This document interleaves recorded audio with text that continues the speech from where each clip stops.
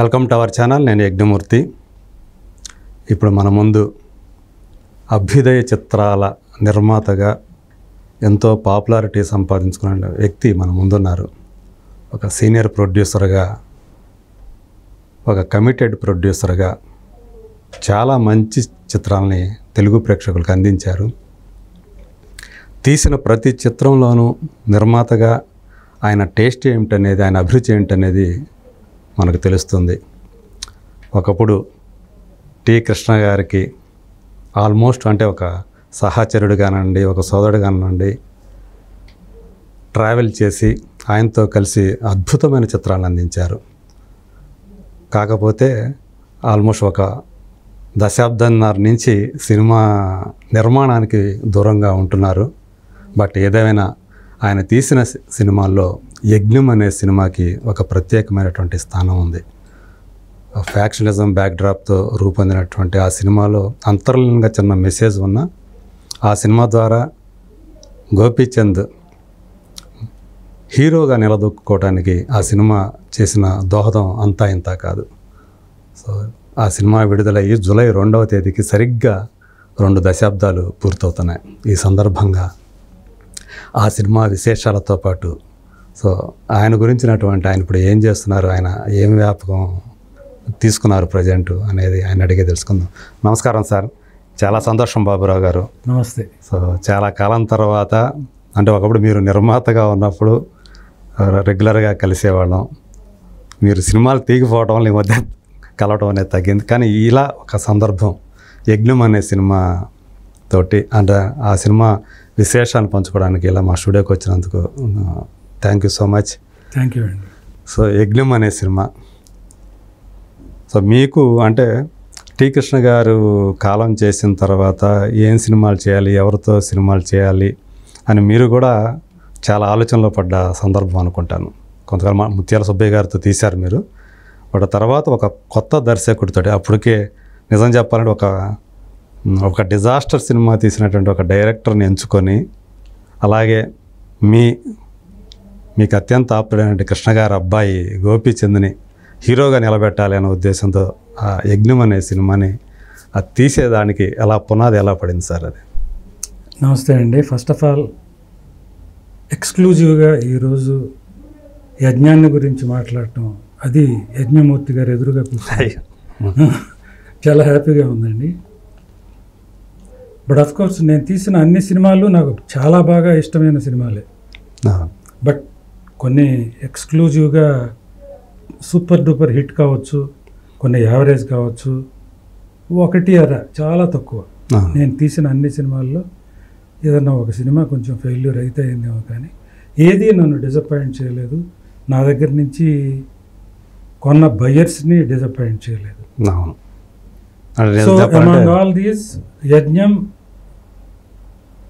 బ్రహ్మాండంగా వర్క్ చేసింది, బ్రహ్మాండంగా ఆడింది, నాకు చాలా మంచి పేరు తీసుకొచ్చింది. సో ఇండివిజువల్గా ఒక డైరెక్టర్ని, ఒక హీరోని పరిశ్రమకి ఇచ్చింది.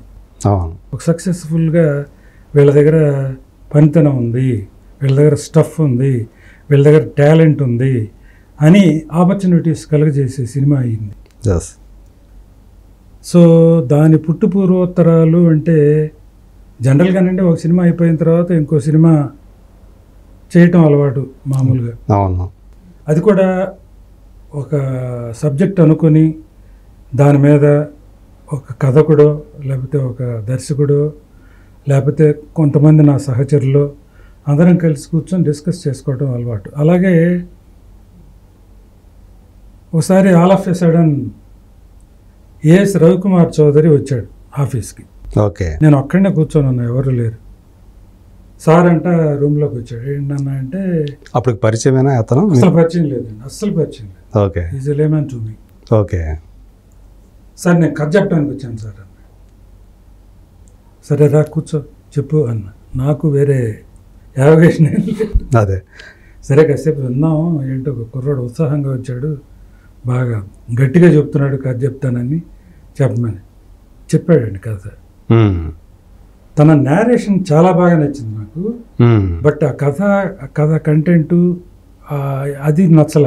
ఓకే. అది ఫ్రాంక్గా చెప్పేశాను, నాన్న నువ్వు చెప్పిన విధానం నచ్చింది, నువ్వు చెప్పిన అంటే సీన్ని ఇంప్రూవ్ చేసి చెప్పే విధానం నచ్చింది, కానీ ఆ సీనో లేకపోతే ఆ కంటెంటో నచ్చలేదు నాకు. ఎనీహౌ నువ్వు నాతో కనుక కలిసి కూర్చుంటానంటే ఓకే వెల్కమ్, బట్ నేను నీకు డైరెక్షన్ ఛాన్స్ ఇవ్వను. బట్ నువ్వేంటో నాకు తెలియాలి, నేనేంటో నీకు తెలియాలి, ఇద్దరం అప్పుడు కానీ డెసిషన్ తీసుకోలేము, నువ్వు కానీ నేను కానీ.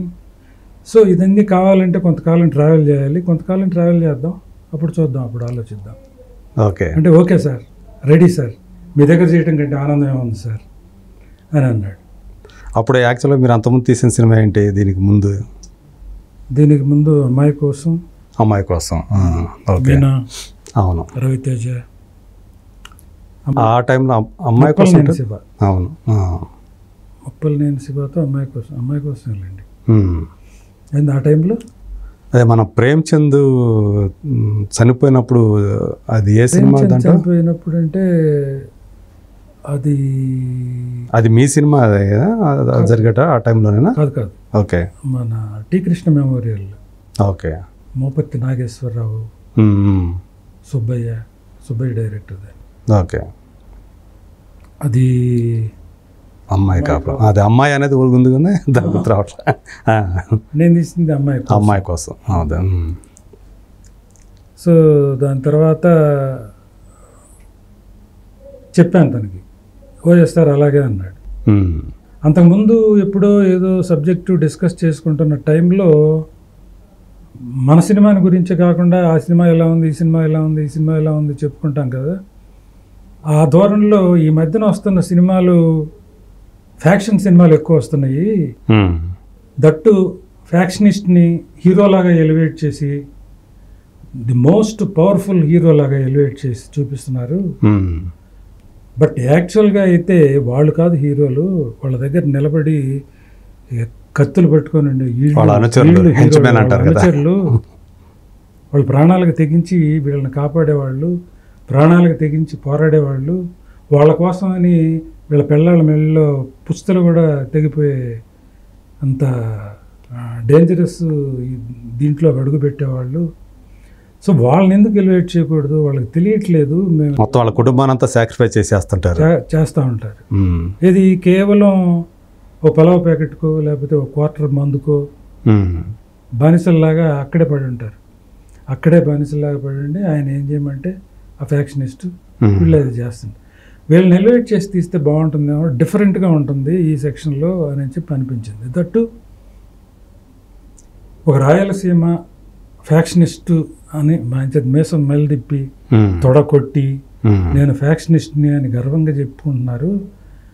అది కాదు సినిమాల్లో, మన సినిమాలో అలా చెప్తున్నారు అప్పటిదాకా అలా చెప్తున్నారు. అది కాదు రాయలసీమ పేరు ప్రతిష్టలు అని చెప్పంటే ఒక కృష్ణదేవరాయలు వెళ్ళిన కాలం నాటి రాయలసీమ. అవును. దారిలో రాసులుగా పోసి రత్నాలు అమ్మేవాళ్ళు అని చెప్పుకునేటటువంటి రాయలసీమ. అలా కాకుండా ఒక పొలిటికల్గా ఎంతోమంది ప్రముఖులను అందించిన సీమ, ఎంతో మంచి చరిత్ర ఉన్న సీమ. ఇలాంటివి చెప్పుకోకుండా ఎంతసేపటికి నేను సీమ పౌరుషం నా రక్తంలో ఉంది, నా కత్తుల్లో ఉంది, ఇది ఎందుకో కొంచెం ఇబ్బందిగా అనిపించి దానికి రివర్స్లో తీద్దాం మనం అని చెప్పని ఒక ఫ్యాక్షనిస్ట్ అనేవాడిని హీరోగా ఎలివేట్ చేస్తూ తీసిన సినిమా అది. అదే. సో అంటే ఐడియా మాత్రం మీదన్నమాట యాక్చువల్గా. ఐడియా అది. ఓకే. అంటే ఆ దశలో మేము ఇప్పుడు మీకు చెప్పినంత విపులంగా కూడా అనుకోలేదు, కానీ బట్ చిన్న కంటెంట్ లాగా ఇది అనుకొని ఒక పెద్ద భూస్వామి, ఆ భూస్వామి దగ్గర ఒక అమాయకుడు పనిచేసేవాడు, ఆయన ఏం చేయమంటే అది చేస్తాడు. అలాంటివాడు అన్యం పుణ్యం ఎరుగినవాడు, మంచి మనసు ఉన్నవాడు ఉంటే ఎలా ఉంటుంది అనే దీని మీద నుంచి బయలుదేరాం. దీనికి ఎగ్జాంపుల్గా ఆత్మబంధువు అనేది సినిమా నాకు బాగా ఇష్టం. రామారావు, ఎస్వి రంగారావు. అవును. అమాయకంగా కేవలం ఆ ఫ్యామిలీ కోసమే సాక్రిఫైస్ చేస్తాడు రామారావు. ఆ ఫ్యామిలీ కూడా అంత వాల్యూ ఇస్తుంది. బట్ ఆ ఎస్వి రంగారావు అనేవాడు చాలా మంచివాడు ఆ సినిమాలో. ఆయన మంచివాడు కాదు, ఆయన ఫ్యాక్షనిస్ట్ అనుకుందాం అని స్టార్ట్ అయ్యాం. ఓకే. సో అలా అలా స్ఫూర్తి అలా తీసుకున్నారనమాట. ఓకే. అలా దాదాపు 50% ఆఫ్ ది మూవీ కంప్లీట్ అయిపోయింది. సారీ చర్చలు కంప్లీట్ అయినాయి, డిస్కషన్స్. అది ఇది ఇంతకుముందు చెప్పారు, అసలు ఎప్పుడు చెప్పినట్లేరు ఆత్మబంధువు నుంచి ఇట్లా తీసుకున్నా? ఆత్మబంధువు అని చెప్పలేదు. ఎప్పుడు బంధువు బోల్డ్ అని సినిమాలు ప్రేరణ ఉంటాయి. అదే మనం కూర్చున్నప్పుడు ఆ సినిమాలో ఎలా చేశారు ఈ సీను, దాన్ని ఎలా మోల్డ్ చేస్తే బాగుంటుంది అనుకుంటాం. అవును. బట్ రవికి బాగా ఇష్టమైన క్యారెక్టర్ ఇది, ఆత్మబంధువు క్యారెక్టర్. ఓకే.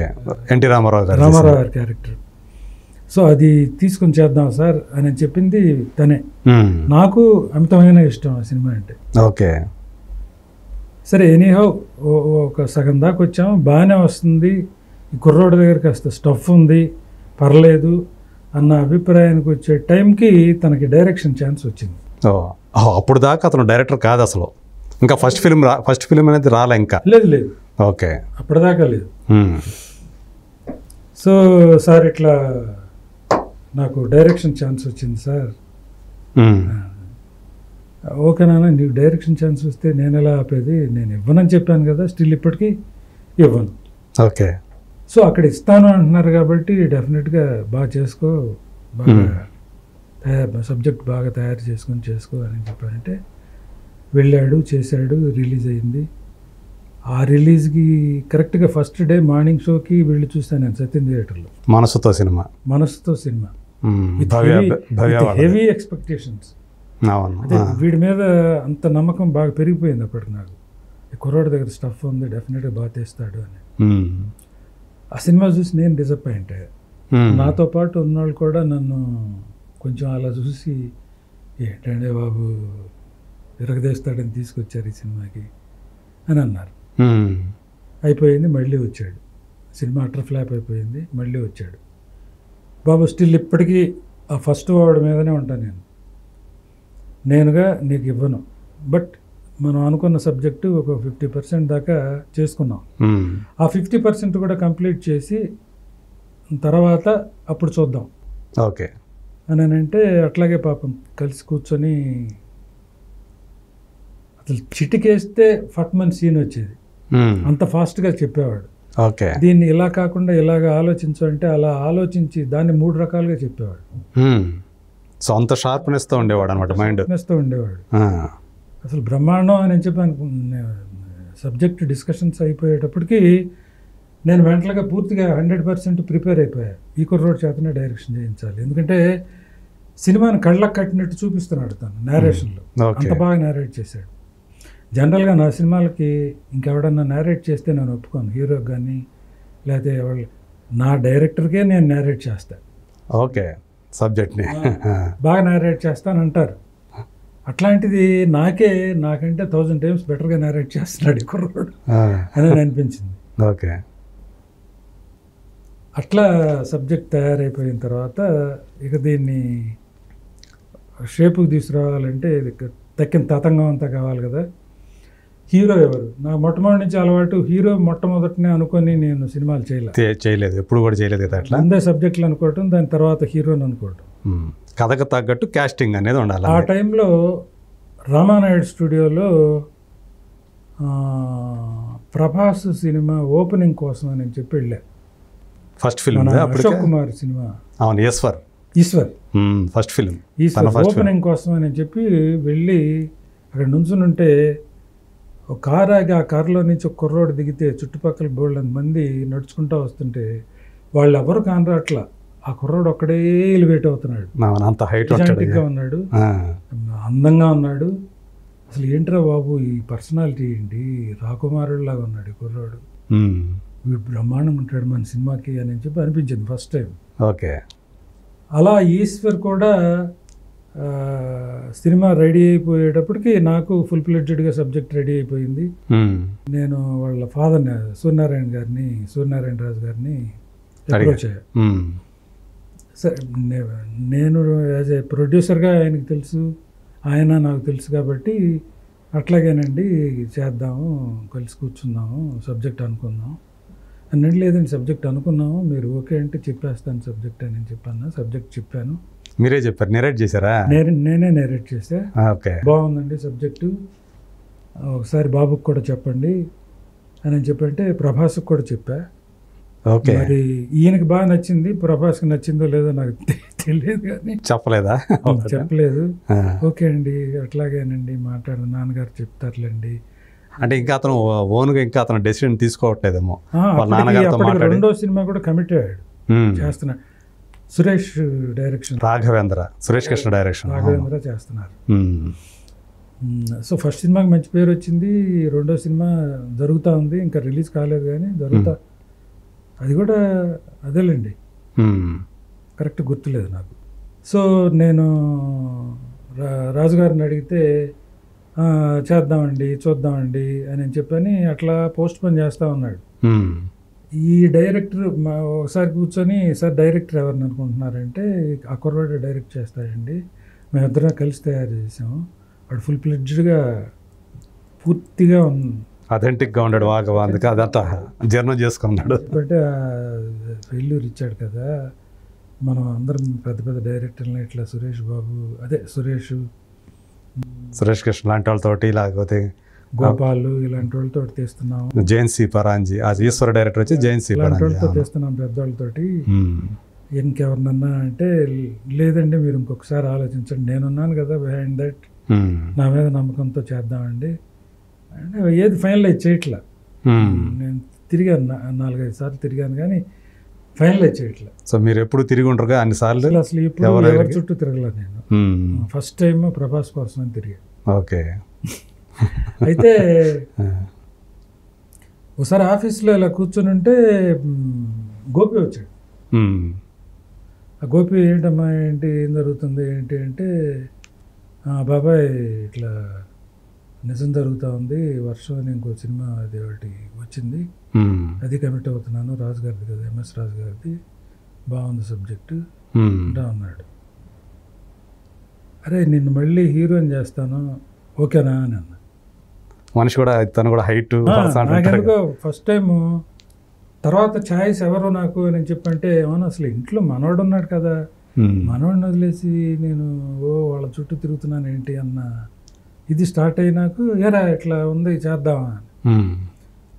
తనకి అప్పటికి అంటే జయము నిజము సక్సెస్తో ఉన్నాడు, మంచి పేరు వచ్చింది, విలన్గా చాలా మంచి పేరు వచ్చేసి. చాలా మంచి పేరు ఏంటి అసలు, అమ్మో తెలుగు సినిమాకి మళ్ళీ ఒక పెద్ద విలన్ దొరికాడని కూడా అందరూ అవునవును వచ్చింది కదా. అవును, అమోఘమైన పేరు వచ్చింది. సో తేజ చేస్తానంటున్నాడు బాబాయ్ అన్నాడు. తేజ చేస్తున్నాడంటే బ్రహ్మాండం రా, ఎందుకంటే బాగా మంచి పీక్ హీరోగా చేస్తాడు, మంచి పీక్ పొజిషన్లో ఉన్నాడు తను. నేను ఇంకా కుంటూనే ఉన్నాను, సో డెఫినెట్గా అది మంచి ఛాయిస్ రా, ఓకే అని చెప్పాను. దాని తర్వాత 2 నెలల తర్వాత 3 నెలల తర్వాత అంటే మేము ఇంకా ఫైనలైజేషన్ దీంట్లోనే ఉన్నాము, దాన్ని ఇంకా డైలాగ్ వర్షన్ రాసుకొని అవి రాసుకొని ముందర కంప్లీట్ చేసుకుందాం అన్నట్టు మీరు చేసుకున్నారు, దీంట్లోనే ఉన్నాము. ఇంకా ఎవరు అని ఆ టైంలో వీడు గోపి వచ్చి బాబాయ్ ఇప్పుడెప్పుడే చేసేలాగా లేరు, రజనీకాంత్ ఇంకా పెద్ద ఛాయిస్ ఏదో అనుకుంటున్నారు ఆయన, పెద్ద అవకాశాలు వస్తున్నాయి, సో మనం చేసేద్దాం అని అన్నాడు. చేసేద్దామంటే ఇదిరా కంటెంట్ అని సూక్ష్మంగా చెప్పారు, చాలా బాగుంది బాబాయ్ చేసేద్దాం అని చెప్పాను.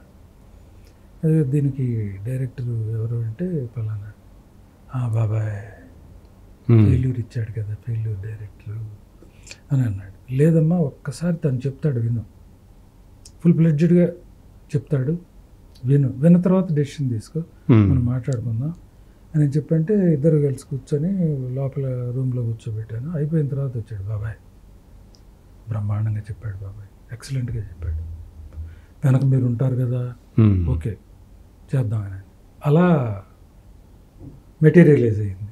ఓకే, సో అట్లా అంటే హీరోగా స్టార్టింగ్లో ఒక ఫెయిల్యూర్ చూసిన అతను ఇది కాదనుకొని విలన్గా మంచి పేరు తెచ్చుకున్న ఒక అతను, ఒక్కరాడు, అది మనోడు కావటం ఇంకో పక్కనేమో ఆప్తమిత్రుడు కొడుకు కావటం. అదే ఒక హీరోగా ఫెయిల్యూర్ అయిన తర్వాత వాడినే మళ్ళీ హీరోగా నిలబెట్టే సినిమా నేను తీయటం అవును. నిజంగా నాకు హ్యాపీ.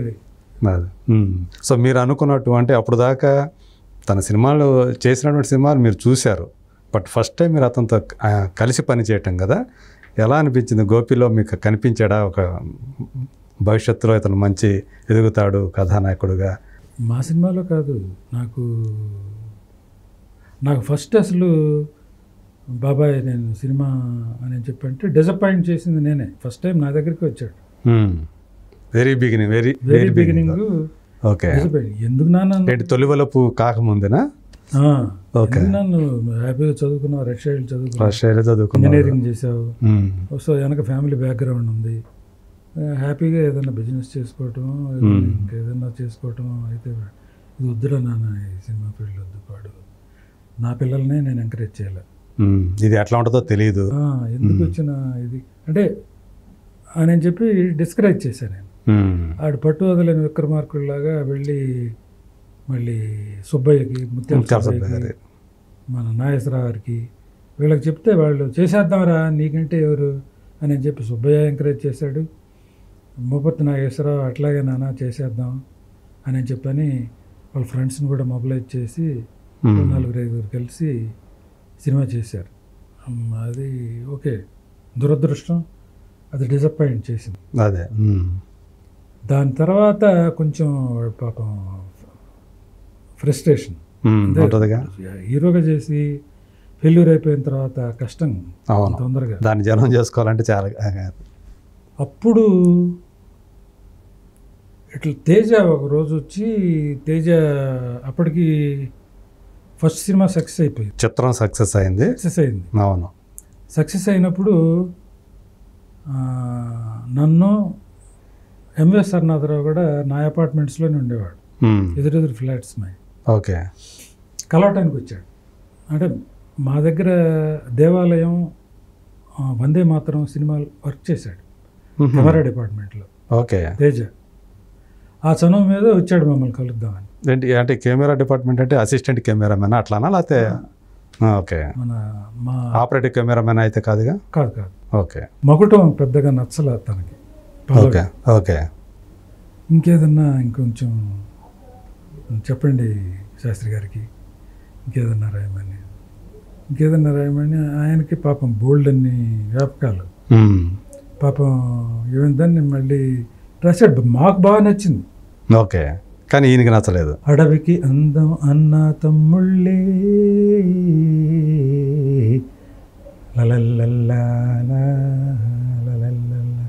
అలా ఏదో వస్తుంది, ఈయనకి నచ్చల.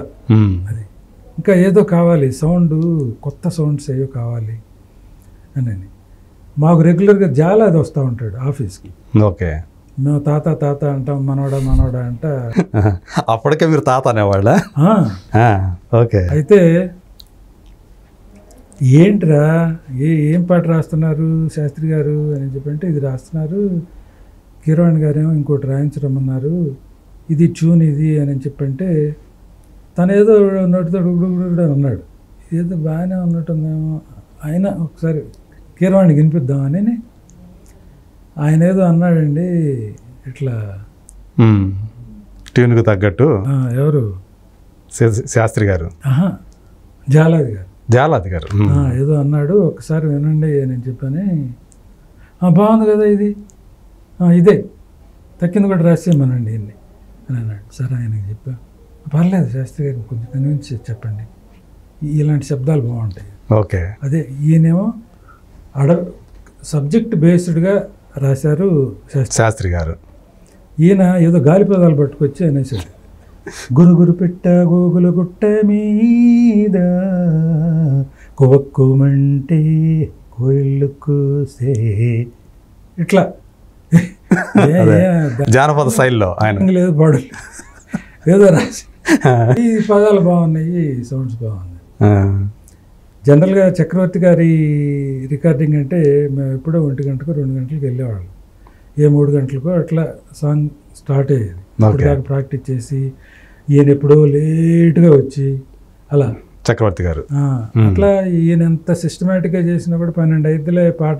మేము 12 గంటలకి రికార్డింగ్ థియేటర్కి వస్తే సాంగ్ రికార్డింగ్ అయిపోయింది కీరవాణి గారు. అంత ప్రాంప్ట్గా.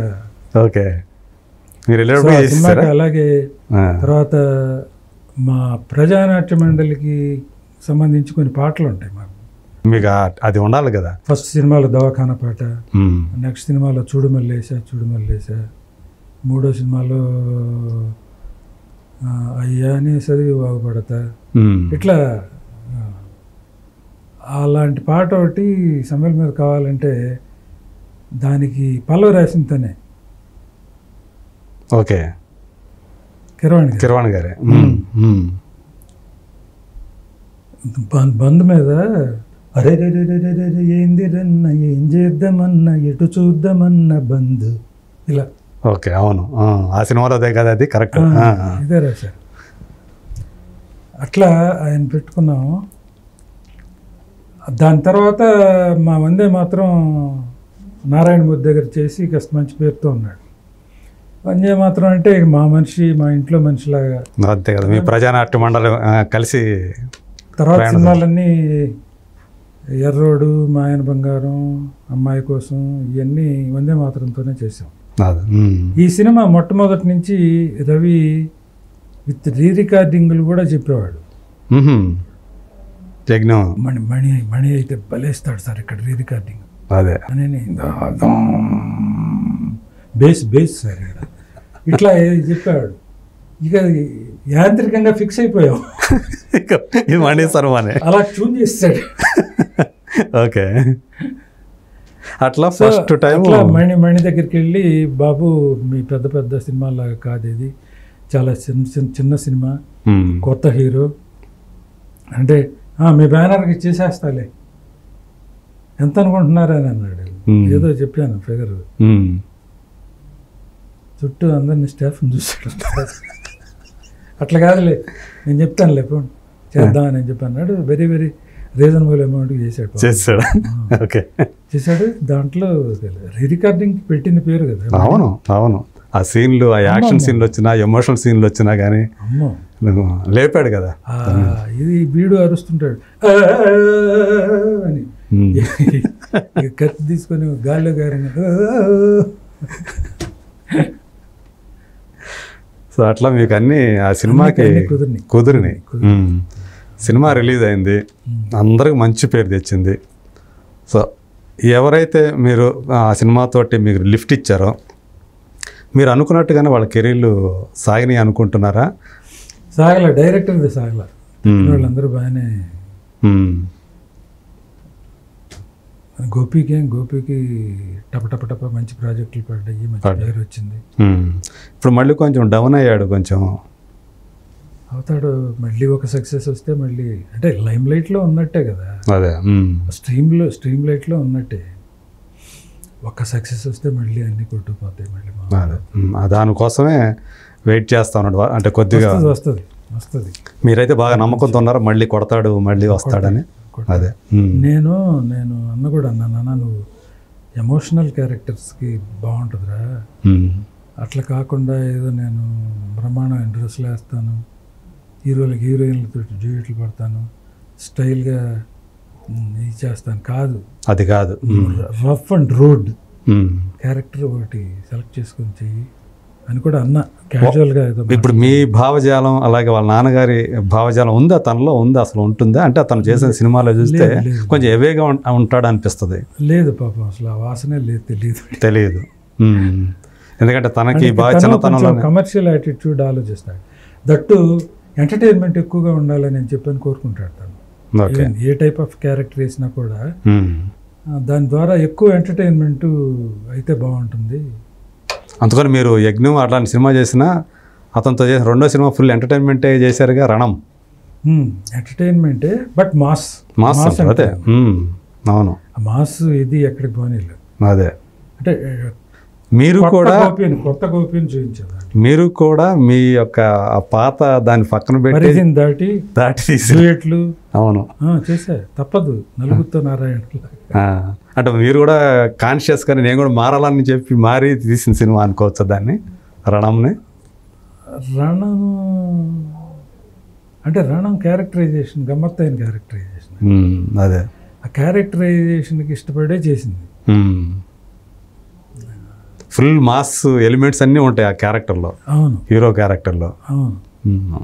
ఇప్పుడు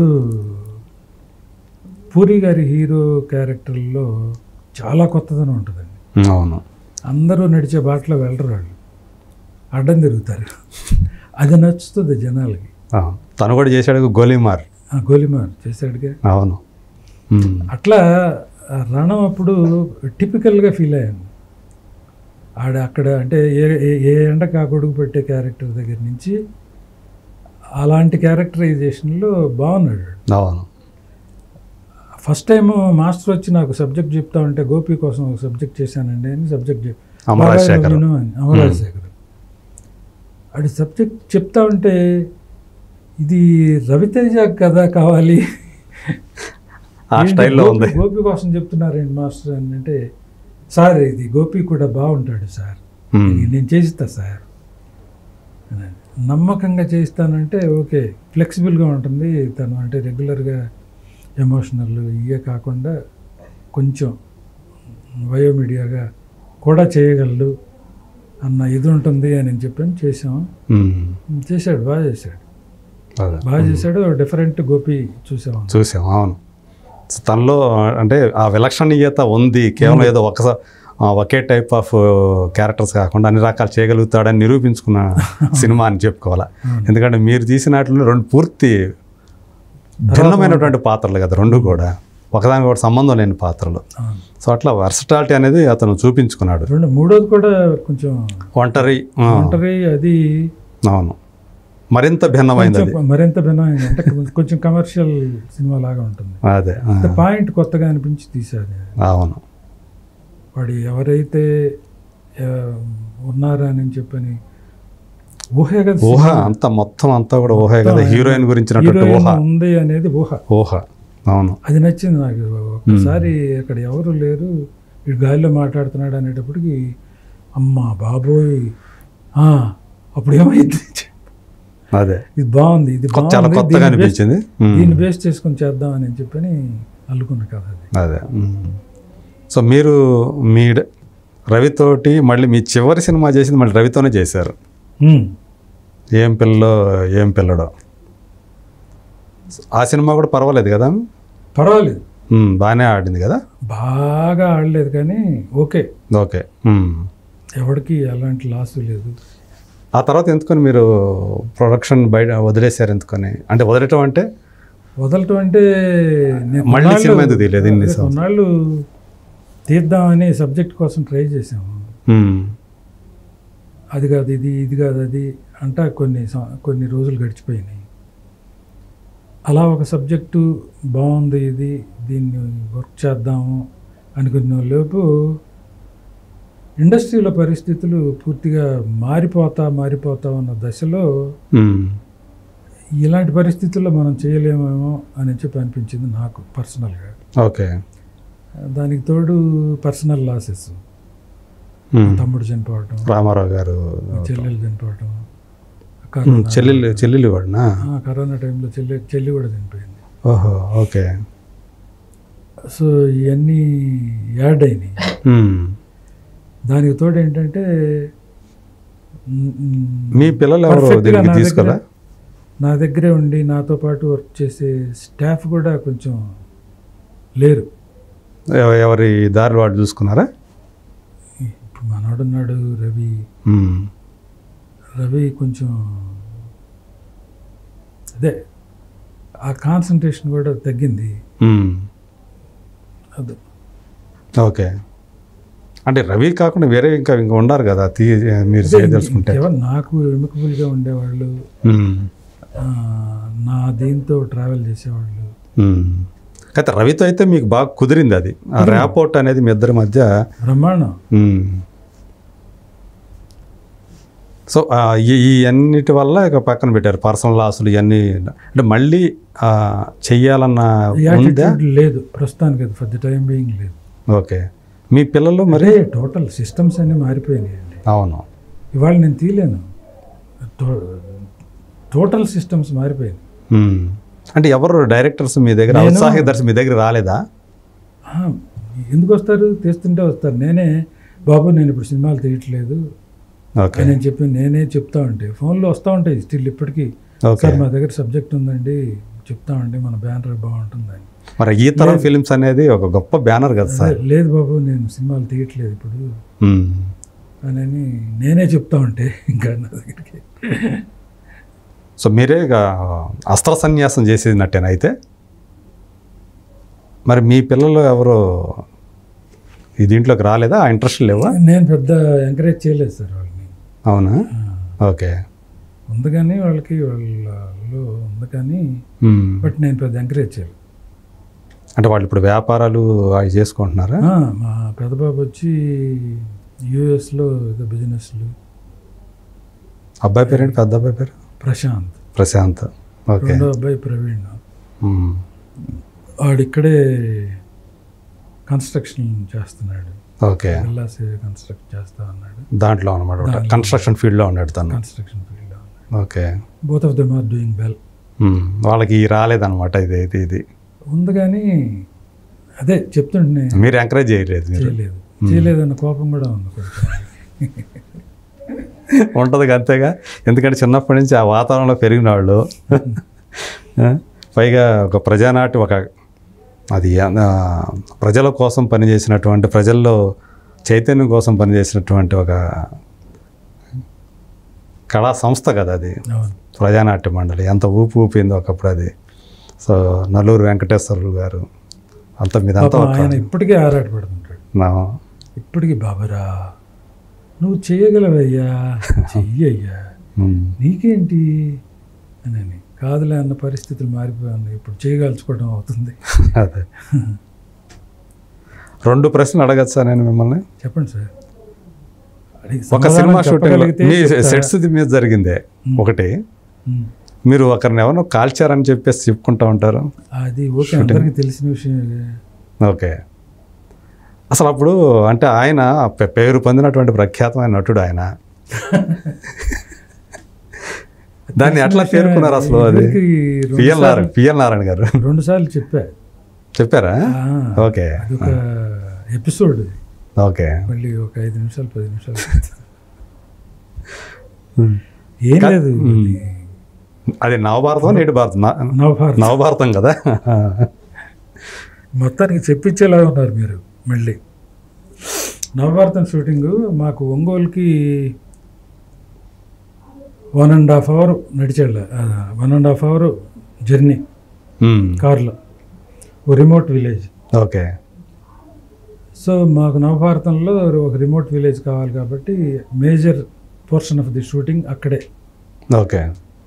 ఆ ఊరు వెళ్ళున్నాం, అందరం వెళ్ళున్నాం. జూనియర్ ఆర్టిస్టులు, మద్రాసు నుంచి వచ్చిన వాళ్ళు, ఇక్కడ వాళ్ళు అందరూ వచ్చి సినిమాలో ఉన్న ఆర్టిస్టులు అందరూ ఉన్నారు. రాజశేఖర్ కోసం వెయిటింగ్. ఓకే. రాజశేఖర్ జనరల్గా లేట్గా వస్తుంటాడు కదా, ఆ రోజు లేదు నేను వచ్చేస్తాను అందరూ ఉన్నారు కదా ఇది అన్నాడు. వస్తాడేమో అటు ఇటు తిరుగుతూ ఉన్నాను నేను. అంటే ఫ్రమ్ ది బిగినింగ్ అంతే అనమాట ఆయన. అదే తనలో ఉన్న ఇది. బట్ నా సినిమాలకి కొంచెం బాగానే వచ్చేవాడు, పర్లేదు. ఓకే. ఈవెన్ వచ్చిన తర్వాత మళ్ళీ అసలు పొరపాటున కూడా ఏదో ఒక సాకు చెప్పి షూటింగ్ నుంచి వెళ్ళడు. అదే మీరు ఎంత నైట్ కమిట్మెంట్ తోటే పని చేసేవాడు. సో తన కోసం వెయిటింగ్, అటు ఇటు తిరుగుతూ ఉండే అసహనంగా. టైం అయిపోతూ ఉంది, ఇంతమంది కాంబినేషను అయిపోద్దా లేదా, కొంతమంది మద్రాసు పంపించాల్సిన వాళ్ళు ఉన్నారు, ఎలా ఏంటా అని. శుభ్రంగా టిఫిన్లు తినేసి రైతులు నిక్కర్లు వేసుకొని పంచెలు గించెలు కట్టుకొని ఆ రచ్చబండ మీద కూర్చుని ఉన్నారు. అంతా కుర్చీలో కూర్చొని కబుర్లు చెప్పుకునేవారు, బండ మీద కూర్చొని కబుర్లు చెప్పుకునేవాళ్ళు.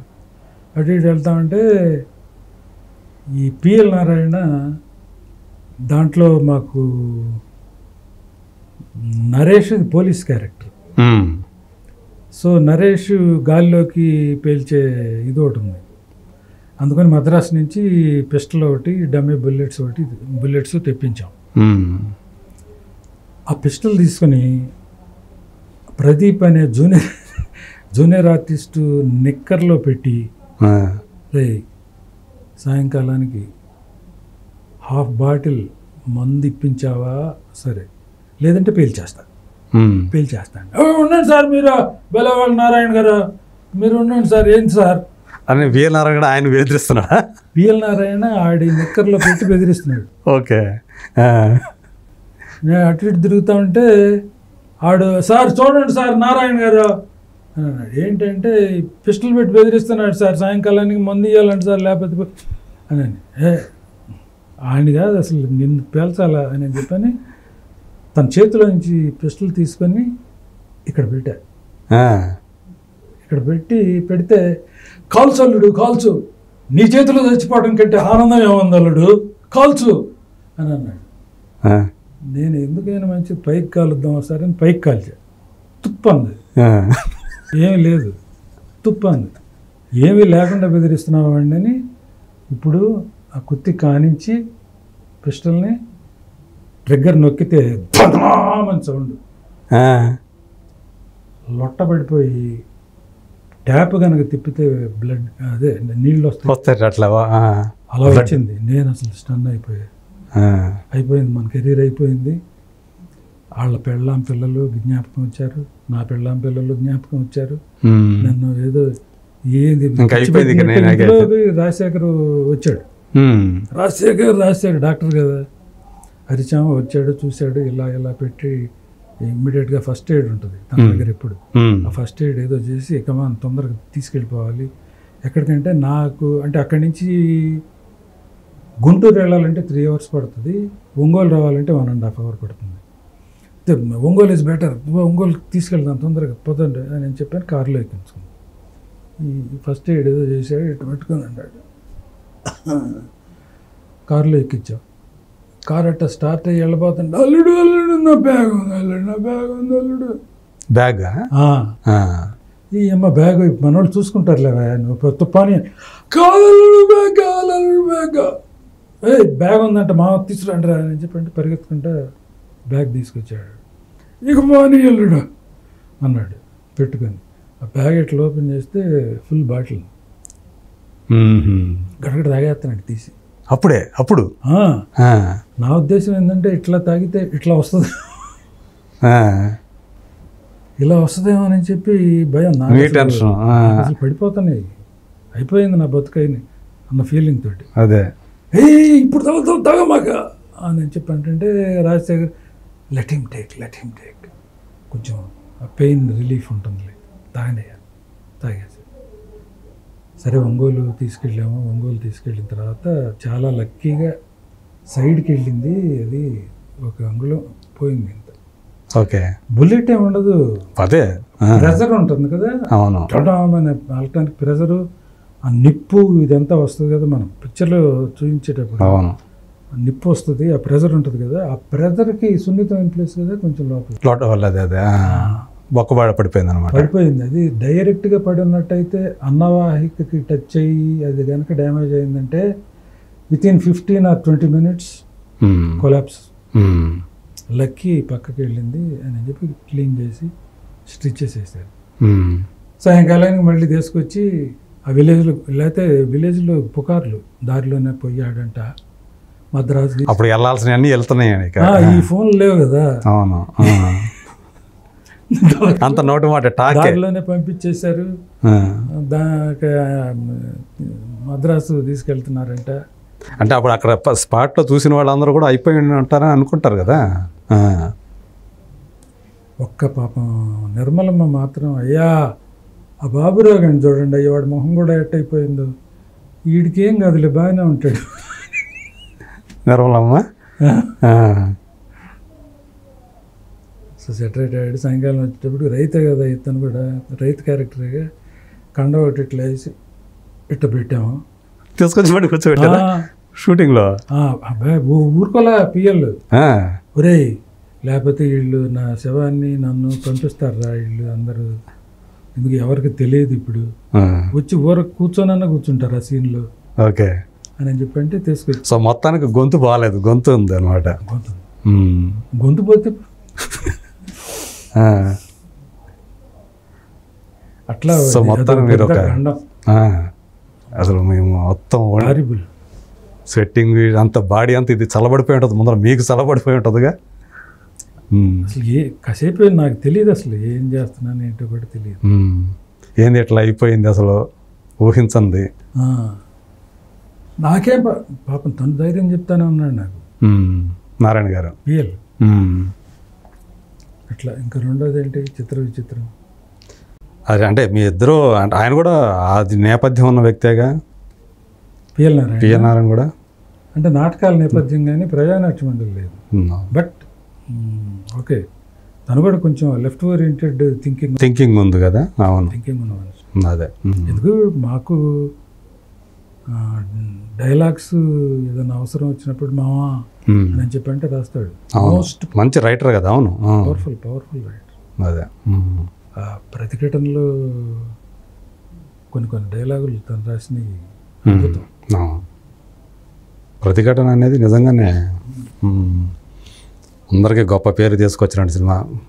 మీ మిత్రుడికి టీ కృష్ణని అసలు అయితే ఎక్కడికో తీసుకెళ్ళిన సినిమా కదా అసలు.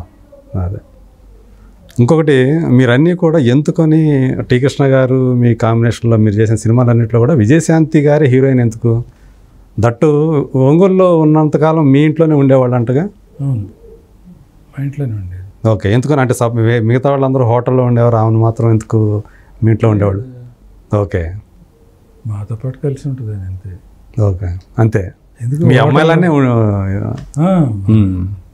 మా తోబుట్టులాగానే. ఓకే, మీరేమన్నా విజయ అని పిలిచేవాడా, శాంతి అని పిలిచేవాడా? శాంతి అనేవాడు. శాంతి, అందరూ శాంతి అనే పిలిచేవాడు అన్నమాట. శాంతి అని. ఓకే, కృష్ణ గారు కూడా శాంతి అనేవాడు. అదే తను డైరెక్టర్ గారు అనేది. ఎందుకు మీ మధ్య అనుబంధం అనేది, మీ ముగ్గురు కాంబినేషన్? ఏం లేదండి, ఆ అమ్మాయి కరెక్ట్గా టీనేజ్ టైంలో ఫస్ట్ సినిమా యాక్ట్ చేసేటప్పుడే ఓ మంచి సినిమా, నటనకి స్కోప్ ఉన్న సినిమా యాక్ట్ చేస్తున్న ఫీలింగ్ ఆ అమ్మాయికి. ఓకే, అంతే కదా. మీ కాంబినేషన్ వచ్చిన ఫస్ట్ ఫిల్మ్ నేటి భారతంలో. నేటి భారతంలో సుమన్ ఎంత మంచి క్యారెక్టరో ఈ అమ్మాయి అంతకు మించిన క్యారెక్టర్ కదా. అవును. సో ఆ అమ్మాయికి ఆ ఫీలింగ్ వచ్చి ఇన్వాల్వ్ అయింది. ముందేమో వద్దనుకున్నారు, మాకు డేట్స్ ఇచ్చి కన్ఫర్మ్ చేసి కూడా మళ్ళీ లేవు క్యాన్సిల్ చేస్తున్నాం అని చెప్పంటే మళ్ళీ మేము వెళ్ళి బతిమలాడుకొని ఏదో చేసుకున్నాం. అప్పుడు ఆమె యాక్చువల్గా కమర్షియల్ సినిమాలే కదా చేస్తూ ఉంది. కమర్షియల్ సినిమాలు కూడా పెద్ద సినిమాలు కాదు, చిన్నయే. ఓకే, 12 కాపురానికి 12 సూత్రాలు, చంద్రమోహన్ తోటి ఏదో సినిమా, సినిమా ఇలాంటి సినిమాలే. బట్ మన దాని తర్వాత పెద్ద సినిమాలు వచ్చినాయి అమ్మాయికి.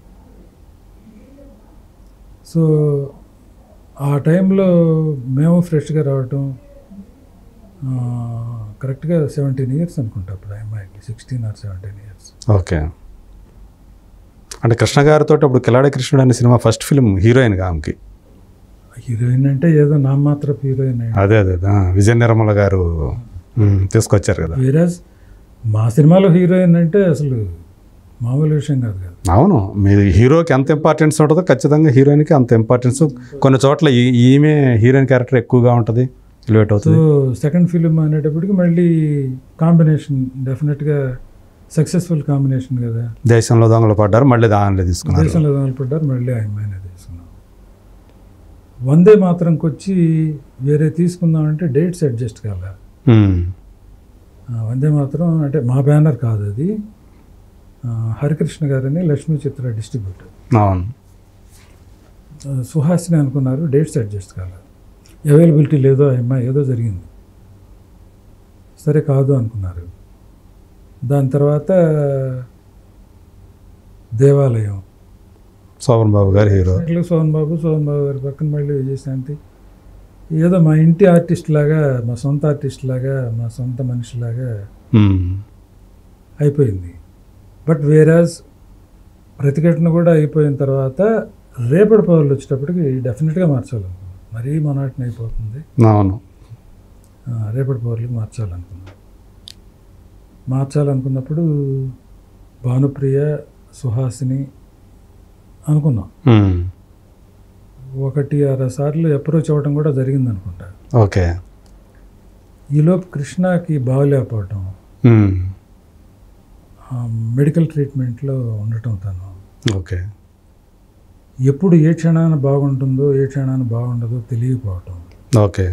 తను బాగున్నప్పుడు మాత్రమే మేము షూటింగ్ చేయాలి అని అనుకోవటం, ఇలాంటి రెస్ట్రిక్షన్స్ కొన్ని ఉండేటప్పటికీ ఆ అమ్మాయి వాలంటరీగా వచ్చి మీరు ఎప్పుడు కావాలనుకుంటే అప్పుడు అవతల ఎంత పెద్ద డైరెక్టర్ అయినా ఎంత పెద్ద కన్సర్న్ అయినా నేను బతిమలాడి వాళ్ళని మీ దగ్గరికి వచ్చి యాక్ట్ చేస్తాను, నేనే యాక్ట్ చేస్తాను అని చెప్పని ఆ అమ్మాయి ఓపెన్ కన్సెంట్. ఓకే. అంటే తను ఒక స్వచ్ఛందంగా అంటే మీ మీద ఉన్నటువంటి కృష్ణ మీద ఉన్న గౌరవంతో చేస్తాను. అవును. నిజంగా ఎవరినో పెట్టుకొని ఇవాళ చేద్దాం అనుకుంటే అవైలబిలిటీ లేక ఆర్టిస్టుల కాంబినేషన్లు ఏమైపోతాయి ఏంటో తెలియని పరిస్థితి. సరే అది కూడా మేం చేస్తాం అని బోల్డ్ ఎంతమంది ముందుకు వచ్చిన వాళ్ళు ఉన్నారు ఆ సినిమా రేపటి పౌరులు. అదే, ఎందుకంటే మీకు ఉన్నటువంటి అంత పేరు కదా, మామూలు ప్రతిష్టాత్మకమైన నిర్మాణం వస్తాయి కదా. కృష్ణ ఫీలింగ్ ఏంటంటే మనకి ఇప్పుడు బాగోలేదు కదా, బాగోలేని టైంలో ఎవరెవరికి సినిమాలు చేస్తా వాళ్ళని సడన్గా ఇబ్బంది పెట్టడం అవుతుందేమో, మనమే చేసుకుందాం, ఆ ఇబ్బంది ఏదో మనమే పడదాం అని చెప్పి మనమే చేసుకున్నాం. మనమే అంటే నేను కృష్ణ అదే కలిసి చేసుకున్నాం. సో దానికి కూడా తగ్గట్టుగా విజయశాంతి గారు కూడా కోఆపరేట్ చేసింది, 200% కోఆపరేట్ చేసింది. అదే అంటే ఒక అందరూ అప్పుడు అనుకున్న మాట అదే, కృష్ణ గారి సినిమాల వల్లే ఆమె ఆ రేంజ్కి ఎదిగింది హీరోయిన్గా. సపరేట్ కదా, మిగతా హీరోయిన్లు ఒక ఎత్తు, ఒక ఆర్టిస్ట్గా ఈమె సూపర్ హీరోయిన్. ఈమె ఇది అయిపోయిన తర్వాత మళ్ళీ భారతనారి చేశాను నేను. దాని తర్వాత భారతనారికి ముందు తనంతటి తను ఏవిఎంలో సెట్లో మేము ఏదో నవభారతం షూటింగ్ అనుకుంటా ఓకే చేస్తూ ఉన్నప్పుడు తనదేదో షూటింగ్ జరుగుతుంది పక్క ఫ్లోర్లో. కలుసుకుంటే బాబురావు మనం సినిమా చేద్దామని చెప్పాను. తనే వాలంటరీ. ఏంటంటే వీళ్ళంతా సినిమాలు చేస్తున్నా, పెద్ద పెద్ద సినిమాలు అన్నీ చేస్తా ఉన్నా, అన్ని డ్యూయెట్లు ఆడుకున్నా, డ్యాన్సులు చేయటం, కొత్త కొత్త కాస్ట్యూమ్స్ అన్నీ పెట్టడం, ఇదే కానీ కొంచెం స్టఫ్ ఉన్న వేషం పట్టం లేదు. పర్ఫార్మెన్స్కి అంటే మనం చేద్దాం అనిపిస్తుంది. తప్పకుండానమ్మా నువ్వు చేద్దామంటే నేను సబ్జెక్ట్ తయారు చేస్తాను, హీరోయిన్ ఓరియంటెడ్ సబ్జెక్టే తయారు చేస్తాను అని అప్పుడు భారతనారి తయారు చేశాను. ఓకే. సో అప్పుడు భారతనారి అనే సినిమా బిజినెస్ అసలు బాగా చేశాము. అంటే అప్పట్లో మార్కెట్లో మన నాగార్జున గారు, బాలకృష్ణ గారు సినిమాలు ఏ రేంజ్లో అమ్ముడుపోతున్నాయో ఆ రేంజ్కి దాదాపుగా అమ్మేశాం మన సినిమాలు. ఓకే. భారతనారి వితౌట్ చిన్న హీరో వినోద్ కుమార్ని పెట్టుకొని, but based on Vijayashanti. So విజయశాంతిది ఆ మార్కెట్ అంతా. అదే ఆమె ఇమేజ్ అంతా. సో దాని తర్వాతే తను మళ్ళీ మనకి ఇంత బిజినెస్ ఉంది అని చెప్పి అనుకుని కర్తవ్యం చేయటం. అవును. కర్తవ్యంతో అసలు ఎక్కడికి లేడీ అమితాబ్. అవును, ఆ సినిమా నుంచి ఆ లేడీ అమితాబ్. నా పక్కన ఎవరు ఆడవాళ్ళు నిలబడటానికి, హీరోయిన్ నిలబడటానికి వీల్లేదు, నేను హీరోని అని చెప్పింది. గ్రేట్ అండి, బ్రహ్మాండంగా, మంచి ఆర్టిస్ట్. ఎప్పుడు మళ్ళీ ఎప్పుడన్నా కలిసి ఎప్పుడన్నా కాకతాళి ఇంకా కలవటమేనండి, కలవటాలు. అమ్మాయి పెద్దగా ఎవరిని కలవదు. అప్పుడు యాక్చువల్గా ఆ టైంలో అయితే మీ ఇంట్లో ఏదన్నా కార్యక్రమాలు జరిగినా కానీ, ఈవెంట్స్ ఉన్నా కానీ తను కూడా వచ్చేది అనుకున్నా? లేదు అట్లా ఏం లేదా? ఓకే, ఓన్లీ ప్రొఫెషనల్గానే ఉండేవా? కార్యక్రమాలు ఏం జరగలేదు కానీ బట్ అట్లా రావటాలు పోవటాలు కూడా పెద్దగా ఏం లేదు. అదే అంటే ప్రొఫెషనల్గానే ఉండేది మీ మధ్య, అంతే. ఆ బంధం ఏదైతే ఉందో అదంతా కూడా ఎప్పుడైనా కలిస్తే క్యాజువల్గా మాట్లాడుకోవటం తప్ప ఫోన్లు చేసుకోవటాలు కానీ ఇలాంటివి ఏమి లేవు. ఓకే. సో ఇంకా తర్వాత ఆమె చాలా కాలం తర్వాత పాలిటిక్స్లోకి వెళ్ళారు. అవును. ఎప్పుడన్నా కలుద్దాం అని చెప్పి అనుకుంటా నేను, అట్లాగే గడిచిపోతా ఉంది. మళ్ళీ ఆ మహేష్ సినిమాతో మళ్ళీ చాలా కాలం తర్వాత, ఆల్మోస్ట్ 11 ఏళ్ళు అంత గ్యాప్ తర్వాత చేశారు ఆమె. అది మళ్ళీ ఇప్పుడేదో చేస్తారు, కళ్యాణ్ రామ్ సినిమా. అందులో మళ్ళీ కర్తవ్యంలో చేసినటువంటి ఒక పోలీస్ ఆఫీసర్ రోల్. అదే. సో అయినా కానీ తగ్గలేదు అన్నట్టే ఉంది అసలు ఆమెలో. అది పవర్ఫుల్గానే ఉన్నారు. బాగా పొగరుగా ఉంటుందిలేండి. క్యారెక్టర్లో పోలీస్ క్యారెక్టర్లో మంచి. అవును, ఆమె కరెక్ట్గా సూట్ అవుతుంది అట్లా ఆ టైప్ ఆఫ్ రోల్స్ అనేది. అదే ఈవెన్ ఇప్పుడు మాది డ్రెస్సే లేదు కానీ ఓ నేటి భారతం కానీ ఓ దేశంలో దొంగలు పడ్డారు కానీ రేపటి ఇవన్నీ రెవల్యూషనరీ క్యారెక్టర్స్. అవును, ఆమె చేసిన కానీ మామూలు ఏదో సాదాసీదా గృహిణి క్యారెక్టర్లు ఏమి చేయలేదు మీ దాంట్లో అన్నా కూడా. హీరోయిక్ క్యారెక్టర్స్ ఆ పాత్ర పరంగా చూస్తే అది కూడా హీరోలానే ఉంటుంది ఆమె చేసిన, మీ సినిమాలో చేసినవి అన్నీ కూడా. మీది కాకపోయినా ప్రతిఘటన రామోజీరావు గారిదైనా కూడా ఇక ఆమె కదక్క హీరో, ఆమె కదక్క. అవును కదా. అట్లా మీ రేపటి పౌరులు ఆమె హీరో. అదే. సో ఇప్పుడు ఈ అమ్మాయితో సినిమా అంటే రాజశేఖర్ ఆ అమ్మాయిదా హీరో అవుతుంది, నాకుదా ఏమంటుంది, ఏం చేస్తాము. భారతనారెప్పుడు నేను చేయమన్నా, అది ఇంటర్వ్యూలకి క్యారెక్టర్ చనిపోద్ది చేయమన్నా.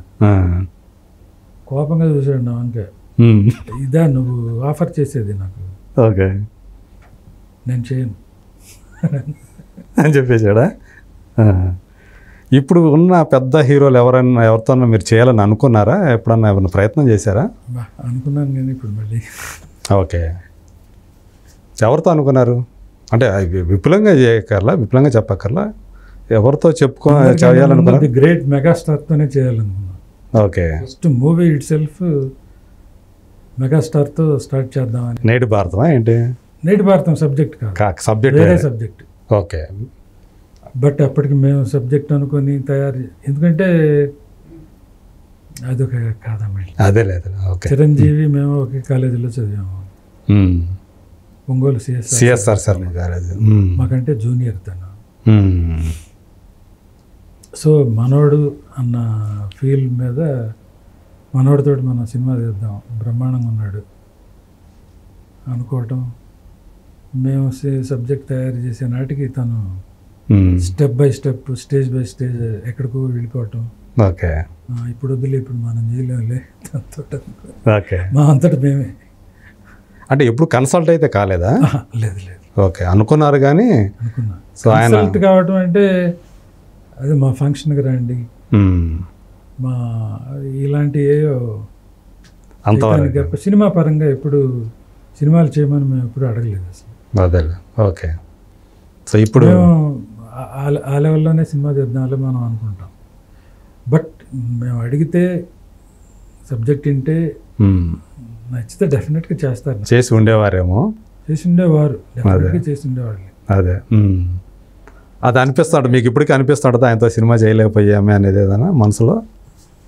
అదేం లేదు కానీ, ఎందుకంటే ఎవరితో చేసినా కూడా సక్సెస్ఫుల్ మూవీస్గా తీశాను. అవును, అందరికీ వేరేగా ఉండేది, ఇంకో రకంగా ఉండేది నా ట్రావెల్. అంటే ఇప్పుడు నేను కూర్చొని దగ్గరుండి నా ఇష్ట ప్రకారం చేయించుకునే వెసులుబాటు ఉండేది కాదేమో పెద్దోళ్ళతో చేస్తే.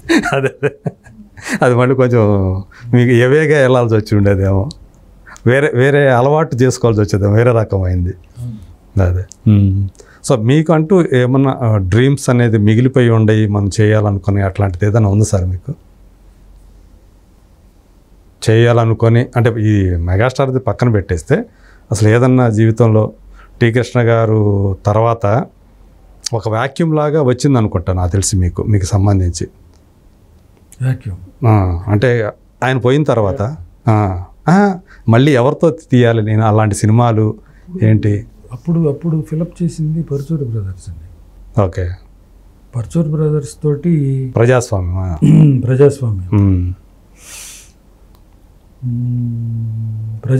అనే పాయింట్ చెప్పారు కృష్ణకి. బాగుంది బ్రదర్, దీని మీద వర్క్ చేయొచ్చు మనం అని అనుకున్నారు. అంతలోకి తనకి జబ్బు పట్టడం, జబ్బుతో ఫారిన్ కూడా వెళ్ళాల్సి రావటం. ఫారిన్ వెళ్తూ బాబురావు ఇట్లా అనుకున్నాం, గోపాలకృష్ణ దగ్గర కూర్చో, నువ్వు డిస్కస్ చేయండి, నేను వచ్చిన తర్వాత ఫైనలైజ్ చేద్దాం, గోపాలకృష్ణ కలుస్తూ ఉండు అని చెప్పి వెళ్ళాడతాను. ఓకే, నేను గోపాలకృష్ణ గారిని పెద్దగా కుదరలా, వీలుపడలా. అదే అంటే వాళ్ళు the most busiest writers.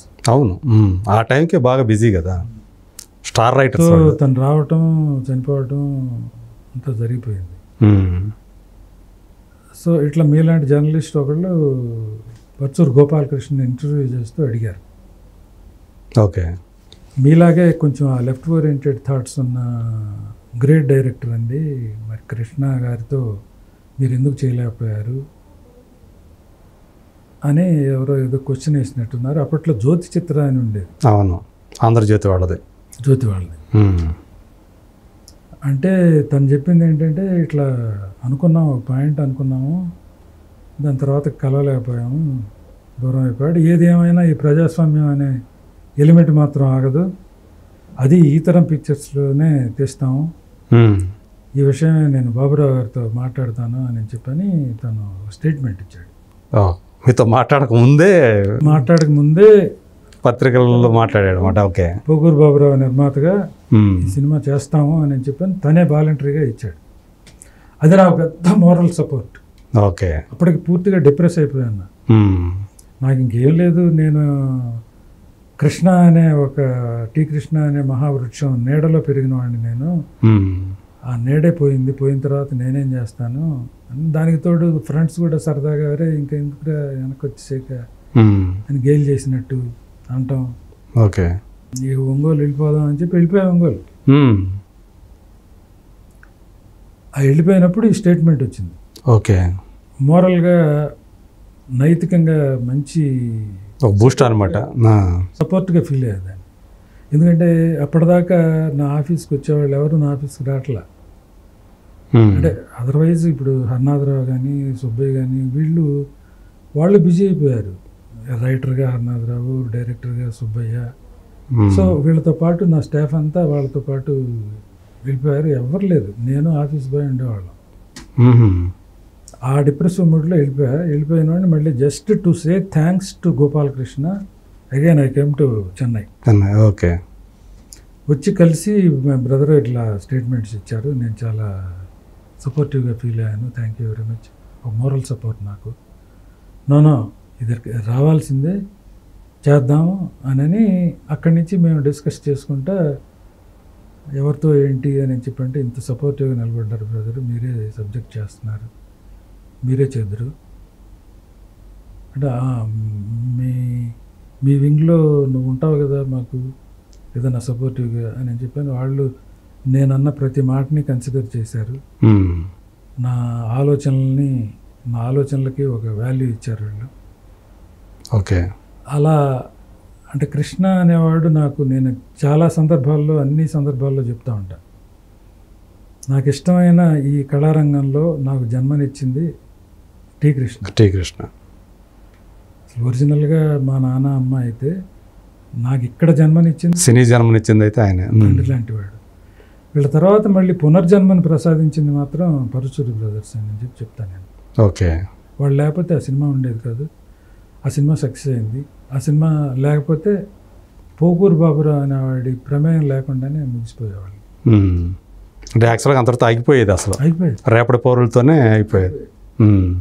So మళ్ళీ అంటే వాళ్ళు ఇచ్చినటువంటి ఇండివిజువల్గా నేను పనికొస్తాను సినిమాలు తీయటానికి అన్న ధైర్యాన్ని ఇచ్చింది కృష్ణ గారు. లేకపోయినా కానీ మళ్ళీ మిమ్మల్ని నిలబెట్టి నేను సినిమాలు తీయగలను అనే నమ్మకాన్ని మాత్రం ఆ సినిమా ఇచ్చింది అనమాట. అలా అందుకని మళ్ళీ తర్వాత ఈ తరం ఫిలిమ్స్ అనేది కంటిన్యూ అయింది కనీసం మొన్నటిదాకా. సో అయితే ఒక క్లోజ్ చేసే ముందు మీరు ఏమైనా అంటే నేను అది రాజకీయాల గురించి ఒక ప్రశ్న వేయచ్చా? అంటే మీకు రాజకీయాలతో సంబంధం లేదు, కానీ ఏమన్నా మీరు ఇప్పుడు ఆంధ్రప్రదేశ్లో నారా చంద్రబాబు నాయుడు గారు మళ్ళీ రావటం, పవన్ కళ్యాణ్ అనే ఒక శక్తిలాగా రావటం, ఆయన అంటే చాలామంది అనుకోలే అసలు ఆయనకి ఈ విధంగా వస్తాడని. 100% సక్సెస్ రేట్ అయింది ఈ దీంట్లో. ఎక్కడైతే ఆయన ఒకప్పుడు ఓడిపోయాడో మళ్ళీ అక్కడే మామూలు విజయం కాదు కదా, అది 100% విజయం సాధించాడు ఆయన రాజకీయాల్లో. దాని గురించి మాట్లాడాల్సి వస్తే ఏం చెప్తారు? ఏం చెప్తామండి, వాళ్ళిద్దరినీ మెచ్చుకోవటం తప్ప చంద్రబాబు నాయుడు గారిని, పవన్ కళ్యాణ్ గారిని, ఆ కూటమిని రావటం అనేది ఇట్స్ మోస్ట్ ఎసెన్షియల్ థింగ్. అంటే మీరు ఊరికి ఈ మధ్య ఎన్నో వెళ్తూ ఉంటారు కదా, మన ఊళ్ళకి వెళ్తూ ఉంటాం. గతంలో అంటే ఆంధ్రప్రదేశ్ తెలంగాణ విడిపోయిన తర్వాత ఈ 10 సంవత్సరాల్లో అక్కడ పరిస్థితులు ఎలా ఉన్నాయి? మొదటి 5 సంవత్సరాలు మళ్ళీ చంద్రబాబు నాయుడు గారు చేశారనుకోండి. రాక్షస పాలనేనండి. అందులో ఓపెన్గా ప్రతివాడు చెప్పే మాట అది. గత 5 సంవత్సరాల కాలంలో రాక్షస పాలన నుంచి విముక్తి పొందాం. ఓకే, బ్రహ్మాండంగా ఉంటుంది. ఫర్దర్గా మన భవిష్యత్తు బాగుంటుంది, మన స్టేట్ భవిష్యత్తు బాగుంటుంది అని చెప్పి 100% ఎక్స్పెక్ట్ చేస్తున్నాం. అదే అందుకు తగ్గట్టే అన్నీ అనుకూలంగా ఉండాలని కోరుకుంటున్నాం. సో అంటే నారా లోకేష్ కూడా తను కూడా ఎంత ఎగతాళి చేస్తూ వచ్చేవాళ్ళు కొంతమంది. సో అతను కూడా ఒక నాయకుడిగా ఏదైనా ఎవరికైనా one day will be coming, one day will come. వాళ్ళు ప్రూవ్ చేసుకునే రోజు ఉంటుంది, ప్రూవ్ చేసుకునే రోజు వస్తుంది అని నమ్మారు. ఆ నమ్మకం ప్రకారమే ముందుకు సాగిపోయారు. ఆ సాగిపోయి ఏమైతే అనుకున్నారో దాన్ని ఛేదించారు. ఇక్కడ నుంచి ఆంధ్రప్రదేశ్ భవిష్యత్తు ఏమైనా ఉజ్వలంగా ఉండే అవకాశం ఉందా? దానికి రూట్ అనేది ఏర్పడే అవకాశం ఉందా?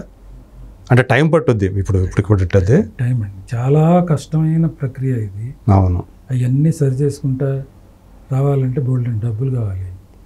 ఈ డబ్బులు కావాలంటే ఎక్కడి నుంచి వస్తాయి ఏంటి? సెంట్రల్లో మోడీ గారు ఏమన్నా కరుణిస్తే, అవును అంటే నేను ఉదారంగా కనుకుంటే కొంత. అవును, ఈరోజు ఉదయమే మాట్లాడుతూ ఆయన అసలు మన రాష్ట్రానికి ఎన్ని అప్పులు ఉండే ఇప్పుడు దాకా నాకే తెలియదని కూడా మాట్లాడారు. ఈరోజు పెన్షన్లు ఆయన ప్రారంభించారు కదా, ఆ ప్రారంభించినప్పుడు ఆయన అన్నారనమాట చంద్రబాబు గారు,